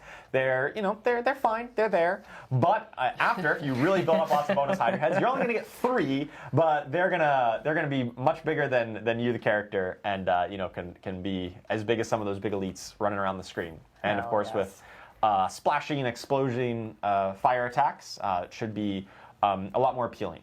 We've also taken a look at updating some other things on Hydra. We removed its baseline mana cost, increased its lucky hit chance, and also done some other modifications to Conjuration and Hydra legendaries, just to make sure that like kind of a Hydra build really makes a lot of sense and is able to be competitive. So really love to hear feedback in the PTR about how these kind of builds land. And last but not least, we've got the Spiritborn. So the Spiritborn has been probably one of the classes that's been furthest behind, I'd say, in terms of on the current live season. And so we're definitely looking at, I think they're going to be one of the biggest beneficiaries of the basic skill rebalancing work that we did, where we looked at every basic skill and doubled or tripled the baseline values of a lot of them. But in exchange, some of the scalars on legendaries and uniques, we adjusted those downward a little bit. The net result is still that basic skill builds will be better than before, and I think Spiritborn is going to be one of the biggest beneficiaries of that. Additionally, we've also got an update to the deflection aspect with Razor Wings build. Previously, this was one of those legendaries that didn't really have a home. It dealt like a percentage of counterattacks damage, and counterattack does not do damage. So a percent of 0 is 0. Yeah. So now it's going to increase the Razor Wings itself damage when you reflect them with this deflection kind of gameplay. And so just a little bit more kind of multiplicative damage support for Razor Wings build. Following with the theme of ultimate skills on all classes, as well being kind of a little too strong. The Hunter ultimate, the Jaguar ultimate, has been the ultimate on Spiritborn since its launch that really every Spiritborn player has used. I think like something like 90+% of Spiritborn players are using the Hunter currently. And that's great that you're having a lot of fun with it, but it also means that there's other options that aren't really being explored. It's kind of taking up all the space in the build variety. And so one of the reasons for that is that the Hunter it resets itself. If you cast it and then kill an enemy, it's going to reset itself. And it can kind of chain reset. And the chance of chain resetting reduces every time it does. And so it just kind of like feels bad whenever you're like, oh, I guess I ran out of luck and now I have to wait. Yeah. We found that to be like kind of degenerately powerful for anything that triggers on when you cast an ultimate. But also, it was just not fun when you kind of failed to get that reset. Yeah. And so we're looking at reworking the exact mechanics of the way the Hunter reset works. So it'll still have that like kind of cooldown reduction theme, but it won't be quite as feast or famine as it was in the past. We've also got a new unique item. This one is the Balaton's Maxiltal. I might have mispronounced that. Maxiltal. I literally looked up how to pronounce this morning, and I tried. That's good. It's a tricky one, Charles. It's a very tricky one. So this works with Poison and Thorns builds, kind of hybridizing those two together. So attacks against close enemies, when you're attacking close up, you're up close and personal, you're going to do bonus % of your Thorns damage, but as poisoning over 3 seconds. So you get a kind of a free way to apply poisoning here. But if you've also been hit recently and you've retaliated with your Thorns, then that poisoning damage is going to be increased even further. So it really allows you to convert your Thorns damage into offense, and it does even reward you for actually getting hit with that Thorns. But a lot of this is going to come in that poisoning damage when you're hitting the enemies up close and personal. Yeah, I love how this unique really takes the core concept of Thorns, which is you must be hit, but still it like empowers you very intensely in terms of your offense by leaning into that, which is pretty cool. Yeah, it definitely solves that problem where previous Thorns builds were kind of, we were hesitant to make pure Thorns of like just build Thorns and nothing else to be too powerful, because then you just walk in and you AFK and everything dies, and that's not necessarily fun gameplay. And so I think this does a really good job of straddling the line of active and passive gameplay that Thorns players would really want. Totally. So that's a lot. Yeah. There's a lot of class changes coming in the PTR, and so we'd love to hear all the feedback you have around, do these unique items and the legendary reworks and the other balance changes, are these builds good, right? Can you play that Hydra Sork? Is it reasonable to play in Torment 4 at the highest levels when you have like the really maxed out stuff and every point along the progression, and not just that build, every build that I talked about here. We're also really looking to make sure that we get feedback on the basic skill update. Like I said, we touched every single basic skill in the game. There might be some outliers still, some things that are a little too strong, a little too weak.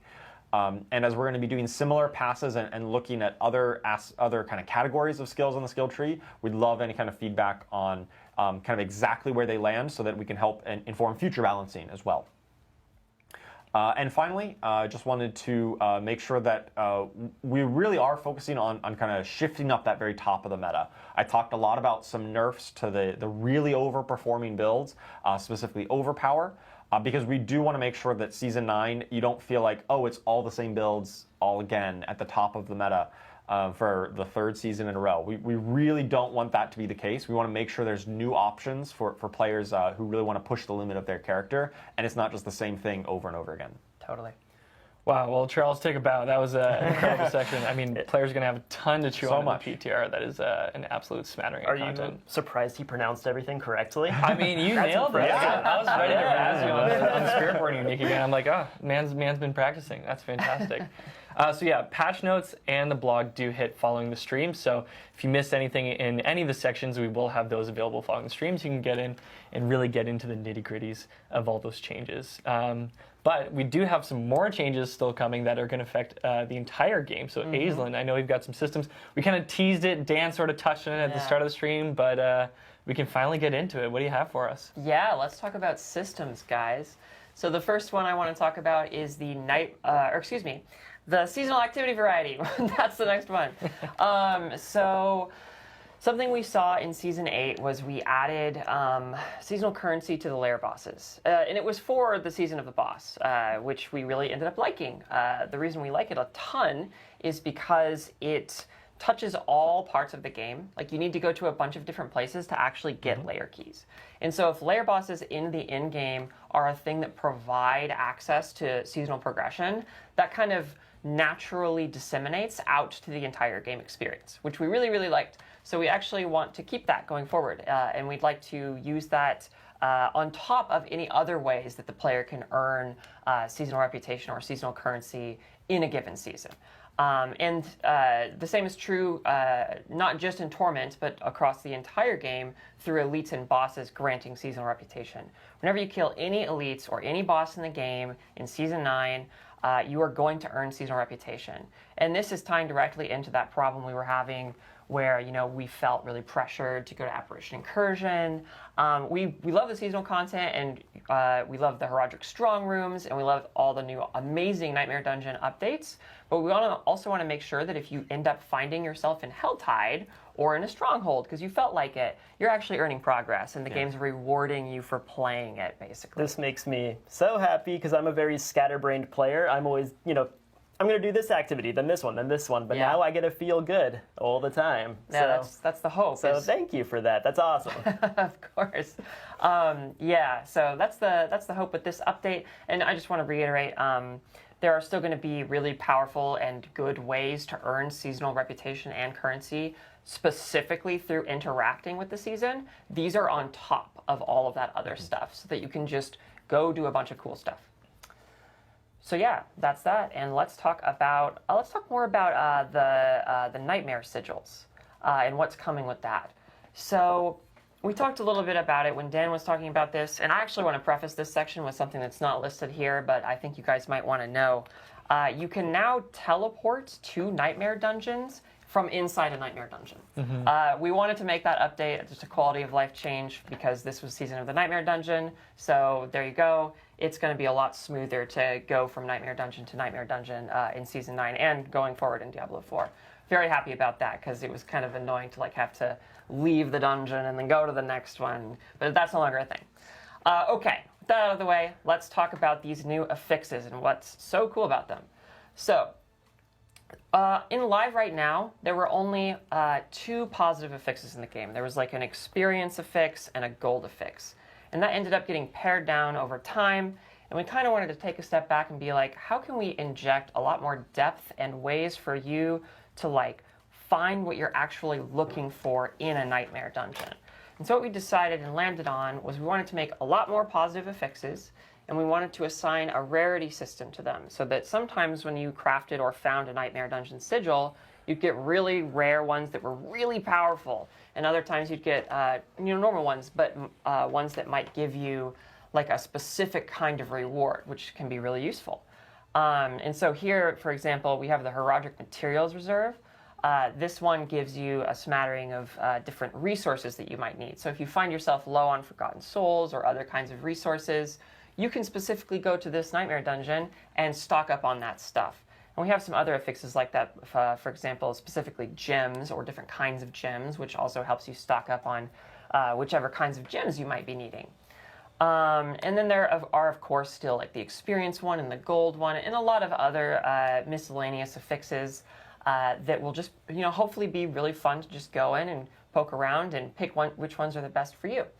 And another thing I really wanted to call out is that we specifically wanted to avoid penalizing specific elements or builds in negative Nightmare Dungeon affixes. So something we saw earlier in Diablo's development, Diablo 4 being live, was there were negative affixes that would say, you deal less shadow damage or whatever. And if your build was a shadow build, that kind of didn't feel great. And so we wanted to make sure that all of these negative affixes were more agnostic of speaking directly to your build, but still provided a challenge. And so with these 2 changes together, we're really hoping that we're going to see a lot more variety and depth in actually engaging with Nightmare Dungeons, and that they're not going to feel too frictioned, or you're not going to find a Nightmare Dungeon that just that feels like it's telling you, no, you're not allowed to play me. Like, we don't want that happening. And again, this is a permanent update to the game. We've done this because it is, a season very heavily focused on Nightmare Dungeons, but which was like the perfect time to do this. And now we're super stoked that it's going to be going forward. And we want to hear what you have to say about it. That, like I said, there's a lot of different affixes. Let us know how they feel. Run through these dungeons. Let us know how interacting with the mechanics in them works, and if you like it or not. And we'll be able to take that feedback and make the system even better for Season 9's launch. Yeah, that was actually a question that Addiction had in Twitch chat, which is, are these dungeon changes permanent? And so for this section, yes. all these changes that Aizen's speaking to are permanent, and the same thing with Escalating Nightmares and Heraldic Strong Rooms. Those are going to persist beyond the 230 PTR in Season 9. So, and then everything Aizen's getting to now, that's all going to affect the Eternal and Seasonal and will be permanent. So, correct. Yeah, yes. super nice, super good changes. Yes, super excited about it. All right, cool. Yeah, I think we have an asset here kind of showing off what you might be able to find in a Nightmare Dungeon. So that nifty little purpley mirror thingy is a Heraldic artifact, which is a part of one of the new affixes that you'll actually find when venturing into Nightmare Dungeons. And of course, our rogue is getting rid of this pesky blood blister. So yeah, can't wait for you to try it all out. It's going to be fun. Next up, we have, drum roll, please. Big one. I'm so excited. I'm very, very happy and excited and proud to be able to say we are increasing the quality of items per Torment tier. And what this means is when you go into Torment 2 or then further into 3 or 4, you are going to find more ancestral items. You are going to find more ancestral items from all sources. This includes lair boss drops. When you go and fight a lair boss in a higher Torment tier, you are going to have a better chance at finding ancestrals when you climb those torments. This is true throughout the world when things are just dropping randomly. This is true in the pit. This is true everywhere. We really like this change. We think that it rewards you for ascending the Torment tier in a very impactful, like we say, punch you in the face kind of way. Mm-hmm. And it's not so intense that it feels required, though, to go to higher torments. And that's something we also really want to make sure we get right, because we want to ensure that we're enriching the progression journey for all players, regardless of where you are in the game right now. And so, again, we keep saying this, but this is going to be a test realm. So please go on, try this out, see if you can feel the difference. And, can you feel the difference? Can you not feel the difference? Do you like the difference between these different Torment tiers and the loot quality changes that are occurring between them? And that's just another topic that we'd love to hear your feedback on. All right. And with that said, let's just talk about a bit of more miscellaneous reward economy stuff. So here, there's some more miscellaneous feedback that we got from Season 8 that we want to just improve on for the game so that everyone just has more fun. We hear you guys about legendary rune drop rates. We know that those were too low. So we've just increased the chance across the whole game to get that back to a point where it feels like if you are playing a lot and you really are trying to make progress towards like crafting a mythic, that's feasible. Another thing where, again, the big reward moments, we want to make sure that when you actually run a Tribute of Harmony, it feels like a big burst. Like it's like, oh, yes, okay, cool. This is a lot of runes. This is fantastic. And so now if you really do want to find a lot of those runes, Tributes of Harmony are going to be a really good bet. We also kind of just want to inject identity into Undercity Tributes in general, that they now all just drop a rune always. So now just in general, going to the Undercity, you're going to find more runes than you certainly would have before, and that just applies to all different kinds of tributes. The Whisper Cache resource increase one is actually split among 3 different Whisper Caches. So we were finding that the Gold Whisper Cache, the Materials Whisper Cache, and the Gem Fragment Whisper Cache just weren't really giving you enough for the opportunity cost against the other kinds. So we just bumped up how much those are giving you of their respective thing pretty substantially. You can also now actually find whole gems inside gem fragment whisper caches. And it's only a chance for some of the good ones. Like, for example, I think there's actually a very small chance to find a grand gem now in a gem cache, which is a lot of gem fragments, so it's not a very high chance. You gotta stop making my day. That sounds so cool. Oh my gosh. Yeah, let's go. And oh yes, this is one of my personal favorites. So we saw that the Jewelers of Sanctuary had adopted some Wanderer unfriendly practices, and their caches were perhaps a bit too expensive. And we have decided to, crack down on that and make sure that they are being more friendly to our Wanderers. So now here we have these different jewelry cache types. Their cost has been significantly reduced, and on top of that, not only has their cost been significantly reduced, but they're going to give you quite a bit more actual jewelry. So with the gem fragment increases, or rather like the different sources of getting more gem fragments and the reduced cost and the increased stuff from the caches, they should be more lucrative. And finally, talking about gems, we have increased the amount of gems you're going to be getting from Infernal Hordes as well. Again, punch you in the face. At this point, I'm sorry if I've given you a bloody nose, but that's lots of face punching today. Yeah. There's a through line in the stream. Yes. Poison puddles and We're face rated punching. M for excitement. There you go. Thank you guys for listening to the systems updates. There's a lot to unpack here, and these kinds of updates are sometimes a little challenging to test within a PTR environment because you're getting like all these boosts, and it only lasts a short period of time. But if this kind of stuff interests you, please, by all means, test it out. Let us know what you think. Give us all the feedback on it you want, because everything is just super valuable for us to tweak it to make it even more awesome.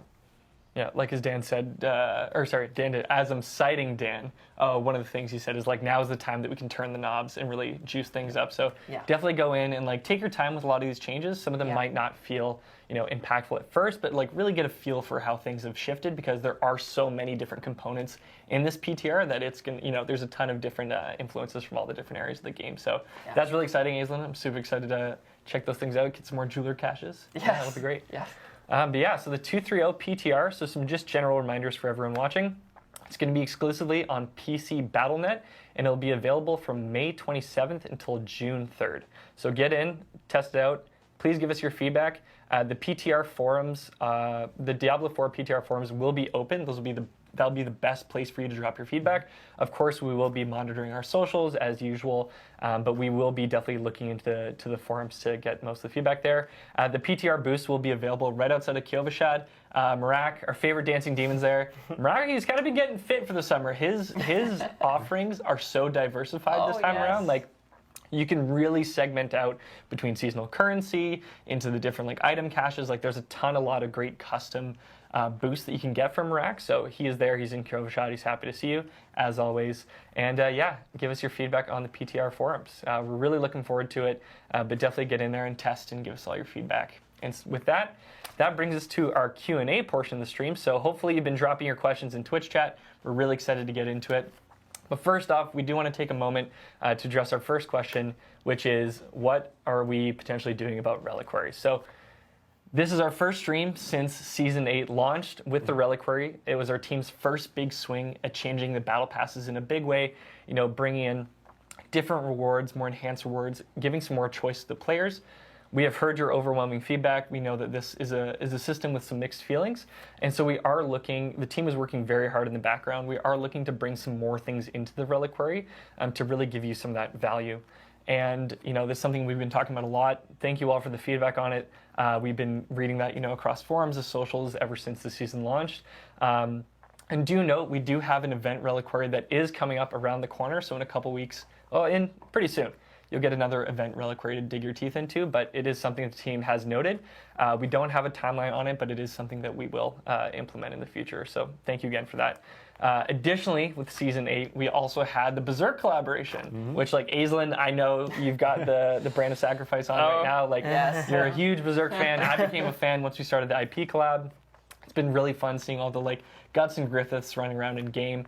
But again, we have heard your feedback on that IP collaboration, and we've taken that into account. And for those of you that know the roadmap, we do have another IP collab coming down the pipe in the future. So we want to take that feedback from the Berserk collab and really integrate that into the future offerings so that we can, better diversify and change up some of the ways that you access those pieces of content from the IP collab. So again, thank you very much for your feedback. We do really appreciate it. Ongoing game dev is an iterative process, and the community is a very big part of that. So we very much appreciate it. Yeah, Absolutely. thank you for that. And yeah, with that, let's get into Q&A. Okay. So thank you. Shout out to the community team for grabbing all these questions. What are we going to start off with? All right. Renata Kane. This one I might send this one to Dan first. Will you be able to find Heraldric strongholds inside Escalating Nightmares? Yeah, you absolutely will. Escalating Nightmares are nightmare dungeons, and so any feature that you could find in a nightmare dungeon, including the affixes we talked about, and also including Heraldric strong rooms, will appear in that flow. Awesome. Love that. The Rudder. These new dungeon changes will be available in the Eternal Realm at the start of next season? Yes, the Nightmare Dungeon affix changes. I think I might need to throw it to Dan. No, they're permanent additions to the game, so yeah, they should be available in Eternal. They should all be available right in off the Eternal. bat. Fantastic. Yeah. Fantastic. One other question. I didn't have this, it didn't catch the name as it was flying past, but people were asking, where is mouse and keyboard on console? That is still coming with Season 9. However, because the 2.3.0 PTR is exclusive to PC, we're not going to test console changes. However, that is still coming. So Yeah. fear not. Wow, okay, I have to read this question just because of the username. Big Daddy Den 76. This one's for you, Charles. With Soul Rift not generating barrier, how is Necromancer going to gain defense? There's lots of different options for Necromancer to gain defense. You've got some new options in the seasonal Heraldric spellcraft. You've got Fortify through some of the blood magic. You've got other ways of generating barrier, but not just on Soul Rift. They've got some passive and some other ways of generating barrier from legendaries. And you may just need to, access some of the defensive legendary options that are out there, which have typically been very underutilized just because you had other ways of solving that defense. We still think Soul Rift will be pretty appealing because it has, like a lot of resource gain.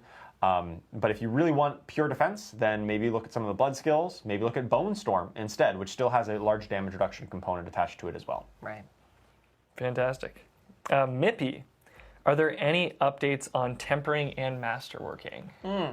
Yeah, so tempering and masterworking is something that we have been talking about internally. We don't have anything to share exactly yet about how we would want to tweak the system. So hang tight. But I can say, in terms of a quality of life update, in 2.2.2, so the patch coming out in Season 8, we are actually going to be updating the amount of non-gold, non-obdicite resource and materials that it costs to masterwork from rank 1 to 4 and on the reset. And the reason why is because we were seeing that people that were getting pretty far into the end game would end up effectively deprecating the need for the gold and even potentially the obdicite, and then getting blocked by those other resources. But that was never actually the intent of the system. It was there; those resource costs were there to slow you down, basically, or just rather friction you in other ways, and tax those resources, never to be the primary thing that blocks you.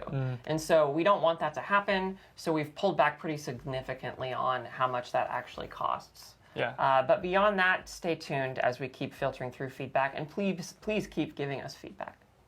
That's really great, Ethan. I know we've all been masterwork blocked at a specific point, so anything to reduce friction in that system is pretty great. Liam, this one's for you. Scroll of Wisdom. With a system like Herodric spells being this awesome, are you looking to maybe make it a permanent part of the game? I already feel sad knowing it's going to leave the game for the next season's power. So I can't specifically speak on that, but what I will say is nothing is ever truly gone because we are developers. We have access to everything, right? So and this is a game that will continue to evolve and evolve. So the team hasn't talked about it. I can't say anything definitive, but we love all the seasonal stuff we create, and yeah, who knows for the future. Yeah, it's something we've seen in previous seasons where, like, way back in Season 2 when we first did the vampiric powers, we brought some of them back as, some of the more popular ones back as unique items. Once again, we're not committing to any particular bringing back, but it's always on our radar, and that's why we love hearing feedback about the things that really resonate with players, and then that can help us to design future systems, whether it be future seasonal or future kind of those permanent systems as well. We're always listening to that, and it's always on the table to bring them back, the ones that really resonate with players. Nice. Party Cannon 1990, very fun name. Will there in the future be a possibility that the Nightmare Sigils can have active whispers shown on them? Yeah, that's another thing that we've seen a lot of folks talk about. It's something we're interested in exploring that space because it's a really fun and kind of a natural connection. Right now for Season 9, that's not something that's going to be directly in the season, but we do look to make these kinds of changes going forward pretty consistently. So if that's something you feel strongly about, please keep letting us know, and we'll see what we can do. Absolutely. This one, Charles, I feel like I already know what you're going to say to this. Cop Mando, will there be any more balance changes for the current season? For Season 8, the current season that is live. Oh, actually, yeah. For the current season, currently, no. There's no plans for any more balance changes on Season 8, the season of bosses that's currently live on the game. We've updated our seasonal balance cadence a little bit. So now, starting in Season 8 and going forward even into Season 9, we're going to have, the PTR before the season. That's when we do kind of our initial batch, like, hey, these are the balance changes we're looking at. Mm-hmm. We take in a lot of the feedback from the PTR, and then we iterate on it, and we when it goes live, the season goes live, we say, hey, here's the live season. We'll take the immediate feedback from that if there's any kind of progression breakers, things that are really outlier, things that we kind of missed, or an interaction that, oops, that wasn't intended. And we'll try to make a rapid reaction within the first week or two of a season to bring it bring it down to earth, or to bring some of those builds that were really underperforming our mark and bring those up a little bit. But after that point, our intention is to really let the season ride, right? Once you're about 2 weeks into the season, you've already committed some time into your build, you've invested in your character, and we really want to respect that time investment. And we don't want to come in and say, oh, just kidding, we're going to dramatically change the meta on you right after you've already done all that investment. We just know that's going to feel bad for everyone involved. And so we've really committed to making fast, rapid reactions right after that season launch within a week or two, and then letting it ride from there until the end of the season, until the next season when we kind of repeat the cycle again. Yeah, honestly, it's like I'm really glad at the way we do it too, because like even for Season 8, having it be a bit of a shorter season, it would be so rough to you're like, okay, I've got these 2 months with with my build and with these boss powers, so then to have almost like the rug pulled halfway through and being unable to really get into the nitty gritties of it and stick with that build. So yeah, and that gives us as developers and like designers looking at this data and thinking about these balance changes, it allows us to kind of take our focus off Season 8 and focus more on Season 9. And so, we're going to be putting out higher quality balance changes and higher quality releases by kind of moving on from a season to focus on the next one earlier. That just gives us more time to look at that data and really deliver high quality releases season over season. So the little plug I'm going to put, please play the PTR because we're all a bunch of nerds. And I promise you, when you're playing the PTR, we are watching and we are just reading all the things being said, and it is so fun and meaningful to us to see people reacting and giving us new ways to improve the things we've made. Oh, absolutely. 100%. 110%. 150. Yeah. We will be reading your feedback. Do not worry about that. Karoi Nekamata. I think, Liam, this will be, it could be one for you, but maybe for the whole team. Would you consider the possibility that one can disable the effects of other players, or at least dim them down, so that one is not always flashed when, i.e., Sorks, like 4 Sorks are running around? And I could see that with the powers coming in this season. They are so bright and visual that it's going to be a busy stream. It's probably a bit. The Herodric spells are pretty insane, and I know like we've had Earthquake Barbarians running around covering the ground with broken ground. Guilty. Yeah. So this is definitely things we're considering. Like we all, play the game and we play in parties, so we know what it's like when everything is just cluttered and insane.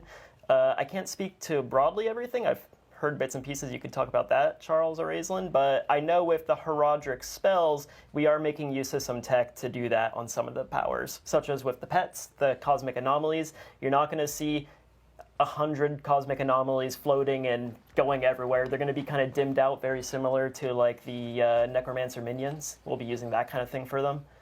Yep. Yeah, this is a kind of overarching pain point that I think surfaces from time to time, which is very reasonable and fair. And it's something that the team considers, especially with every new release, the Herodric Spellcraft. I'm glad we're doing that. And it's something that they take into with a lot of consideration, and they want to protect the visual clarity of the game, but they also want to make sure that people can see the things they want to see. So if there are certain things that crop up that you find particularly egregious in that way, especially during the PTR, please play the PTR. Let us know, and we can get that information to the team, and we can talk about it. Oh yeah. I got a question here from Airsoft Daniel. At Diablo, what changes will be made to reliquaries in Season 9 to provide more value to paying players? So kind of similar to what I addressed at the start of the stream, we do have some changes coming in to get some more content into reliquaries. It's unclear as to whether or not that's going to be hitting in Season 9. It will be in the future, so Season 9 is probably too soon for those changes to hit. However, we are looking to inject more of that content into the reliquaries moving forward, so it's definitely something to look out for. Probably not Season 9, but definitely in the future. And I think we've got time for one last question. Let's see.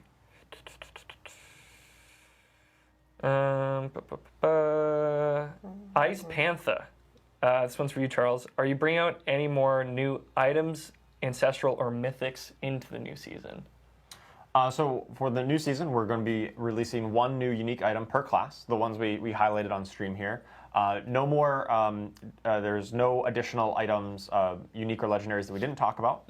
But there will be some new, relatively new legendary effects, because we did some substantial reworks of, we basically said, hey, this was something that talked to Grizzly Rage was my main example, and we just kind of completely changed its effect. So in some way, those are kind of new, but they're not brand new in terms of like a brand new legendary to collect. And we didn't go over those reworked legendaries explicitly on the stream, but they are going to be testable in the PTR. They'll be testable in the PTR. They'll be in the patch notes blog once this is done. There just was like a handful, and because they were kind of reworks, we're naturally limited on time. This stream is already going quite a while. So we wanted to make sure that we, there are more class balance changes and more content than we even talked about here. So make sure you check out the blog afterwards for all those details. Absolutely. And that brings us to the end of the Q&A portion of the stream, which brings us to the end of the stream. So yeah, if you're still watching, thank you for sticking with us. This one has been a beefy stream for sure. Patch notes and the PTR blog are going to be hitting following this stream. It is a very, very substantial blog, so we will have all localized languages available early next week. But you can check those out when those do go live. The PTR is going to be available from May 27th to June 3rd on PC Battle.net. I want to give a huge thank you to all the developers that have been here today. Dan coming in all the way from Albany, thank you for hanging with us this whole time. It's been really great hanging out with you and getting to chat the new season. And to all of you at home, thank you for tuning in. Like Aislinn said to start the stream, we love that you played Diablo 4. We love being a part of this process, and you guys are a very big part of that. Thank you to our production crew. There's a ton of hands that work behind the scenes to make these streams possible. They work very tirelessly. So thank you to them for helping bring these streams to life. And yeah, we will see you all for the 230 PTR. We'll see you in Sanctuary. Hell yes. Oh, and stick around following the stream, because we will have the Diablo creator. We're going to be rating RizarJ on both, RizarJ on both YouTube and Twitch. So stick around for more great Diablo 4 content. But yeah, Awesome. We'll see you in the 230 PTR. See you in Sanctuary. Yep. See you guys. Bye. Thank you.